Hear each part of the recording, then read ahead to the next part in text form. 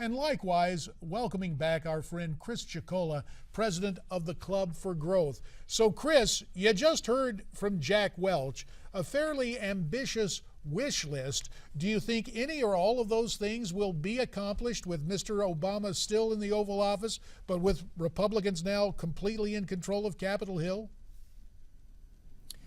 Well, I think it's possible. It's not likely. I think that if the Republicans provide a clear and obvious choice on the direction the country could take, if we had pro-growth policies enacted, if we had a pro-growth tax reform, if we had a comprehensive energy policy that took advantage of the tremendous opportunities we have in this country to lower our energy costs and export energy to other countries, I think that we could see robust 4% growth. Is very attainable, but we need a president in the White House that's willing to embrace and support those policies. And so what I hope the Republicans make clear over the next 2 years is that a president that does support those policies would be very good for America and give Americans a clear and obvious choice in 2016 on a president that will support it versus a president that would not support it, and the difference on economic growth and prosperity that would result in. Chris, now that the GOP has control of the Senate and a bigger majority in the House, do you see the state of our economy improving in the next 2 years under President Obama? Well, again, it's hard to tell what the president's going to do. I guess he's going to have a press conference later today, and we may get an indication of his attitude and the direction that he's going to take in the final 2 years of his presidency. My observation of the first 6 years, it doesn't provide a lot of hope. That he will say, okay, I get it, the American people aren't supporting my agenda, I'll compromise and work with the Republicans to get our economy back on track, get job creation back underway, and get out of the way of hindering businesses' opportunity to grow and employ people. We have, people like Rand Paul that says, let's bring American profits back to America. I think that would be a great step. I think it's something that President Obama had supported when he was a senator. There's billions of dollars that are offshore that could be brought back to America and put to work, I think, in a very effective way. So there are very concrete things that could be done.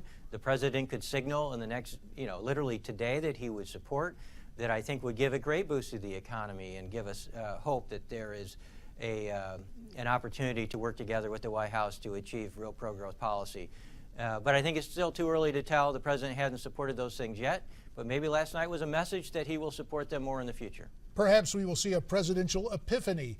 Before we say goodbye to you, Chris, about 1:15 remains. Some issues on various state ballots. In 3 states, minimum wage increases won in all 3 states where that was on the ballot.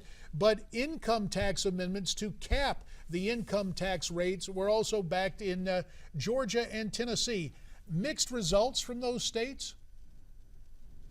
Yeah, I think it is mixed. The minimum wage is a very popular thing, but it's, I think, universally kind of economists of all stripes, really do conclude that the minimum wage really hurts job creation rather than helps job creation. The politics get in the way of the facts, and sometimes it's a very popular thing if it can get on a state ballot initiative, but it's not necessarily results in good economic policy or good economic results. So it is mixed results. But I'd say overall last night was, obviously a good night for our country. It is a good thing that I think the American people and the American electorate recognize that certain policies are not working, and hopefully it will result in incentive for politicians to embrace pro-growth policies that will get us back on the right path. And we will leave it right there. Chris Chocola of the Club for Growth, thanks for your time, and America's Forum continues following this time out.